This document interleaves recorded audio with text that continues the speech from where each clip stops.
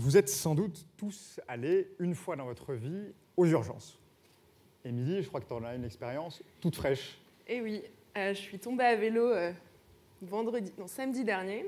J'ai attendu l'heure creuse. Je suis allée aux urgences vers 6 h du matin en me disant « bon, ça devrait être rapide ». Eh bien non, je suis quand même sortie à midi. Si on te regarde bien, en effet, on voit que ça a été une expérience marquante au sens propre comme au sens figuré. Ouais, j'ai enlevé mon écharpe pour le bien des micros. Ouais. On avait pensé à l'écharpe volée, mais c'est une autre histoire. Et on est bien d'accord qu'on attend longtemps. Voilà, très longtemps, c'est pénible. Et bien parfois, ça peut être absolument grave. Je me rappelle, j'étais jeune interne il y a quelques années, je recevais un patient qui était dans un état absolument catastrophique. Il avait été pris en charge par les pompiers, puis par le SAMU, une trentaine de minutes, une éternité étant donné ce qu'il avait. On l'a reçu aux urgences et là, il fallait lui faire un examen capital qu'on appelle l'échographie. Malheureusement, le temps de lui faire l'examen, il était décédé. Il est mort de quoi ? Il est mort de ce qu'on appelle une rupture d'anévrisme de l'aorte abdominale, comme souvent en médecine, la seule évocation de la maladie fait tomber malade. En tout cas, c'était très grave et on n'a pas pu vraiment le sauver. Et est-ce que si on avait pu faire cet examen, par exemple, dans le camion de pompiers, est-ce que peut-être on aurait pu le sauver ? En tout cas, on aurait pu le prendre en charge, peut-être l'opérer et en effet peut-être lui sauver la vie. Et comme trop souvent, aux urgences, on attend très longtemps. Il y a plein de patients qui n'ont pas grand-chose à y faire. Imaginez que 6 millions de journées d'hospitalisation seraient évitables si d'aventure on pouvait les trier en amont. Sauf qu'il manque un outil. Et c'est là que cette fameuse échographie apparaît. L'échographie, elle répond à, au fond, deux questions assez simples. Est-ce que c'est grave ? Est-ce que c'est pas grave ? Et par ailleurs, quels sont les organes malades ? C'est l'outil universel d'accès au diagnostic. Et en plus, ça fait pas mal. L'échographie, c'est un examen qui est inoffensif. Alors on se demande, mais pourquoi est-ce qu'on ne l'utilise pas de façon systématique ? La réponse est là. En réalité, ce monstre, qui est un monstre de technologie sans doute, est un monstre tout court. Il est très difficile à manipuler, il est lourd, il est volumineux, il est utilisé par des spécialistes. Et donc, ce qu'on se dit, c'est qu'on voudrait en faire un usage tout à fait commun. D'où l'idée de vouloir le rétrécir et hop, le glisser dans la poche d'un médecin. Et donc c'est comme ça que toi, Mehdi, tu as eu l'idée de rétrécir l'échographie. Enfin, presque. Je n'étais pas tout à fait seul. Il y avait deux personnes que j'ai croisées il y a quelques années. Donc c'est 3 lignes de vie qui ont évolué en parallèle. Vous avez Luc Jonvaux, qui est un brillant ingénieur, qui avait travaillé avec Philips à la conception d'une petite sonde d'échographie pluguée sur un ordinateur tout à fait rudimentaire. Et Pierre Bourrier, aussi bourru que Bourrier, du reste, comme l'image le suggère, qui est un type absolument énorme sur le plan théâtral et qui a forgé le concept d'échostétoscopie. C'est quoi l'échostétoscopie ? Au fond, c'est l'échographie qui remplace le stéthoscope.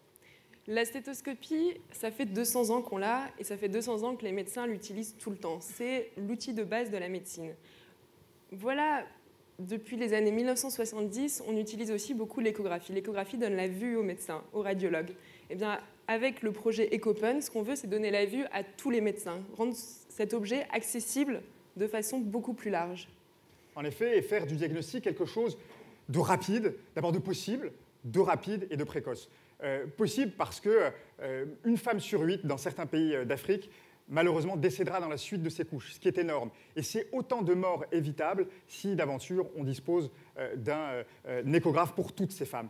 Rapide parce que parfois l'urgence le commande et il faut être en situation d'intervenir très vite. Ça peut être grave ou pas grave, ça peut être une appendicite ou, comme la maladie que j'évoquais tout à l'heure, quelque chose de beaucoup plus sérieux. Et précoce parce que les moyens aujourd'hui que confère la télémédecine permettent de prendre des images ici et de les diagnostiquer ailleurs. Et ça, c'est absolument décisif. Et donc, vous l'avez compris, l'idée, c'est que chaque médecin ait dans sa poche donc, un ordinateur réduit, son smartphone, et dans l'autre, un échographe réduit, un échographe EchoPen. Et la question maintenant, c'est comment est-ce qu'on réalise cet objet ? Parce que vous voyez sur scène, aujourd'hui, on est deux, il y a Mehdi, il y a moi. Mais EchoPen, ce n'est ni Mehdi ni moi. En fait, ce n'est ni une entreprise, ni une start-up, ni un laboratoire académique. C'est des gens, c'est une communauté de plus de 200 personnes. Nous sommes des médecins, des ingénieurs, des bénévoles, des apprentis, des informaticiens, des développeurs, des mécaniciens, des juristes, tout simplement des curieux. Et nous nous sommes organisés en une association. Une association, au fond, dont le challenge était moins technologique que méthodologique. Pas vraiment un challenge technologique, parce que les technologies aujourd'hui, elles sont là, elles sont maîtrisées, elles sont à l'air libre dans Internet. En revanche, la question était vraiment méthodologique. Comment l'intelligence collective peut s'organiser pour se donner et atteindre l'ambition de créer un tel dispositif? Et pour ça, nous nous sommes moulés à nos contraintes. C'est-à-dire qu'on veut un objet qui soit accessible, très accessible, qui ne coûte pas plus cher qu'un stéthoscope. Et pour ça, on fait un objet low cost. On est aussi open source. On a besoin de contributeurs, de scalabilité. Et donc, on est open source. On répond à un besoin médical. Nous sommes logés à l'Hôtel-Dieu. Et enfin, notre gouvernance est ouverte et nous avons recours au tirage au sort. En fait, on est toutes, en effet, à l'ouverture et à l'inclusion, qui est vraiment notre mot-clé. L'idée, c'est vraiment de bénéficier de toutes les compétences, dans toute leur diversité, bien sûr des compétences techniques, médicales, mais toute nature qu'elles soient, on arrive à les convertir, et même au-delà de nos frontières. Nous avons reçu, il y a quelques semaines, la contribution majeure d'un développeur très talentueux, canadien, qui est arrivé à Paris, qui est resté une quinzaine de jours en résidence chez nous, et qui a multiplié par 5, excusez du peu, les performances de notre application. C'est un peu ça l'histoire qu'on est en train d'écrire. Et au fond, on se vit quelque part comme une interface. Une interface entre un milieu liquide, qui est ce milieu un peu agile, informel, des hackers, des makers, des Fab Labs, et un milieu académique. Ce milieu académique a certes ses pesanteurs, mais c'est aussi un milieu qui a capitalisé un formidable savoir ces derniers siècles. Et on est accompagné aujourd'hui par un certain nombre d'entités de pointe, la PHP, l'École normale supérieure de Cachan, Télécom ParisTech, des chercheurs de pointe, mais aussi, encore une fois, des chercheurs ou des ingénieurs ou des citoyens lambda. Et en mars 2016, nous avons sorti un premier prototype que vous pouvez voir ici, donc avec le transducteur qui envoie et reçoit les ondes acoustiques. En effet. Le voilà. Ah, voilà, donc c'est toujours un moment pour nous de joie, d'abord le partager avec vous, et d'émotion, parce que ça a été 6 mois de travail. Et nous avons obtenu cette première image, alors je me rappelle très précisément, c'était le 23 mars à 2h10 du matin, et on a vu comme ça surgir les premières images anatomiques.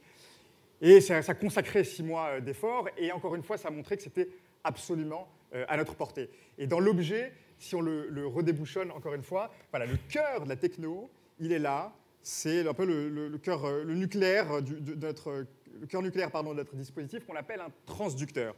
Et ça coûte très cher, ça coûte 600, 700, 800 euros, et on peut aujourd'hui le faire pour moins de 30 euros. Et figurez-vous qu'on fait ça avec de la colle et de la poudre de verre, et avec, à la fin, une qualité technique comparable à ce qu'on trouve dans le commerce. Donc c'est quelque chose d'absolument remarquable. Donc vous avez compris, on crée Ecopen l'objet, mais aussi une méthodologie, un laboratoire qui soit scalable et déployable. En fait, on est un peu comme une cellule souche. Notre nourriture, c'est l'énergie, c'est la passion des contributeurs. Notre code génétique, c'est notre documentation. C'est très très important, la documentation dans un projet open source. Et on est amené à la partager.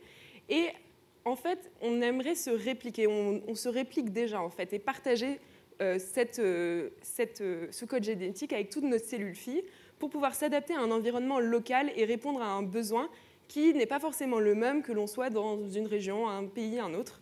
Et voilà, et on se réplique. Et il y a 1 mois, des Algériens nous ont contactés pour construire leur première instance Ecopen à Annaba. Et c'est exactement ça notre projet, c'est de disséminer, de se répliquer. Mais en effet, on attend beaucoup de cette dissémination. Et au fond, derrière le projet Ecopen, il y a quelque chose d'encore plus fort. L'idée, c'est de pouvoir agir sur la médecine, agir sur notre corps, et quelque part se réapproprier ce territoire un peu singulier qu'est le corps. Songez à ce formidable acte de foi lorsqu'on rentre dans un bloc opératoire. Au fond, on délègue son corps au corps médical et on espère le retrouver en bon état. Eh bien, c'est tout ça aujourd'hui qui devient possible. On vit cette époque singulière dont nous sommes ici tous des relais d'une capacité attribuée à la société civile de pouvoir agir sur nos vies, transformer nos vies et transformer la société. Et ça, c'est un formidable message d'espoir parce que nous sommes tous capables de le faire. Oui, un message d'espoir aussi parce que, comme vous l'avez compris, ce projet, il est communautaire, il est collaboratif. C'est-à-dire que n'importe qui peut le rejoindre, apporter ses compétences, les développer. Et face à une innovation technologique, à une course à l'innovation qui reste ancrée dans le même schéma sociétal, dans le même schéma politique, eh bien, Ecopen, on essaie de faire différemment, de réfléchir différemment et de créer à notre façon. Et on s'est dit qu'on pouvait le faire. Nous devons le faire. Voilà. Merci.